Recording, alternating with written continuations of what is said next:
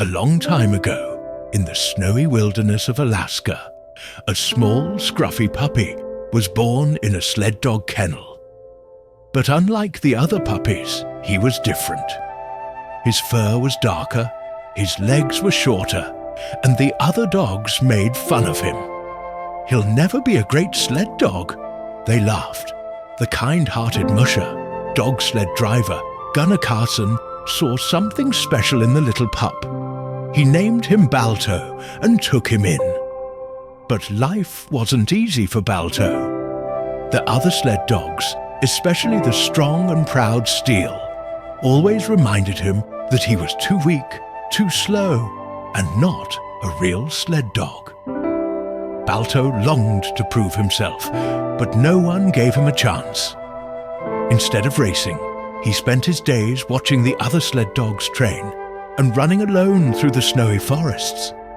His only friends were a small white puppy named Jenna and a wise old sled dog, Boris, who told him, "A true hero is not the strongest or the fastest. It is the one with the biggest heart." Balto didn't fully understand Boris's words yet, but soon he would. One cold January morning in 1925, something terrible happened. The town of Nome was filled with happy children playing in the snow, but suddenly they started getting very sick. The town's doctor, Dr. Curtis Welch, had a worried look on his face. "It's diphtheria, a deadly disease," he said gravely. "Without the serum, the children won't survive." But there was a big problem. The medicine was over 600 miles away in Nanana, and a terrible blizzard was coming. The only way to get the serum to Nome was through the frozen wilderness, by dog sled. The town's best mushers and sled dogs were chosen for the dangerous journey. Balto watched as Steel and the other strong dogs were picked. He sighed, knowing no one would ever choose him.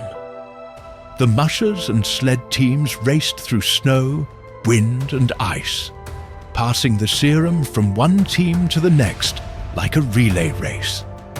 One of the bravest dogs, Togo, led his team through the hardest part of the journey, running 261 miles in brutal conditions.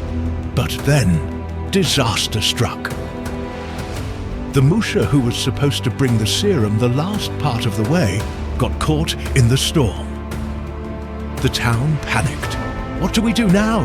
they asked. Then Gunnar Carson stepped forward. "I'll take the serum," he said, but he needed a lead dog. He looked at his team. Steel stood tall, but he was too proud and reckless. Then his eyes fell on Balto. "Balto, this is your chance," he said. "Do you have what it takes?" Balto's heart pounded. He had never led a team before, but something deep inside told him this was his moment. He stepped forward, chest proud, eyes burning with determination. "Let's go!" Carson shouted.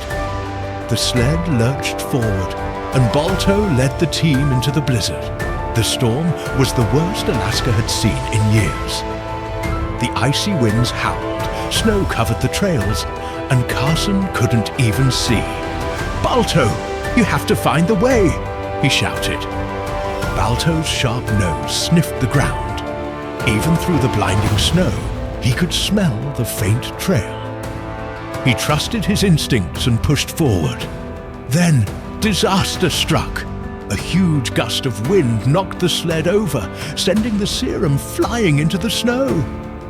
Carson scrambled to find it, but he was freezing, and time was running out. Balto didn't wait. He dug through the snow with his paws, searching desperately. Finally, he found the small metal container and carefully brought it to Carson. "Good boy, Balto!" Carson cried, securing the serum. But there was no time to celebrate. They had to keep going. Hours passed. The cold was brutal. Balto's paws ached, his legs burned, but he refused to stop. Suddenly, in the distance, lights! Nome was ahead. With one final burst of energy, Balto charged forward. His team raced down the last hill, and at sunrise they arrived in Nome, just in time. Balto had done it. The children would be saved. The town erupted in cheers and celebration. Dr. Welch quickly gave the medicine to the sick children, and soon they began to recover. "Balto saved us!" the townspeople shouted. Even Steele lowered his head, realizing that Balto was the true leader. Balto was no longer an outcast. He was a hero. His name spread far and wide, and a statue of him was built in New York City's Central Park, where it still stands today. As Balto lay beside his best friend Jenna that night, Boris whispered, "Now do you understand? The biggest heart always wins." Balto smiled. He had finally found his place. Now listen close, my dear children. Balto's brave journey teaches us that even when you feel small or different, your heart can make you a hero. Remember, no one should ever make you feel not worthy. You are special just the way you are. Never give up. Always believe in yourself and work together with friends to overcome even the fiercest storms. Just like Balto, you too can light up the darkest days with courage and kindness. Thank you for watching Grandpapa Tales. We hope you enjoyed this magical story. If you liked it, don't forget to give it a thumbs up, subscribe to our channel, and hit the notification bell so you never miss another adventure. More exciting tales are on the way. Stay tuned and see you in the next story.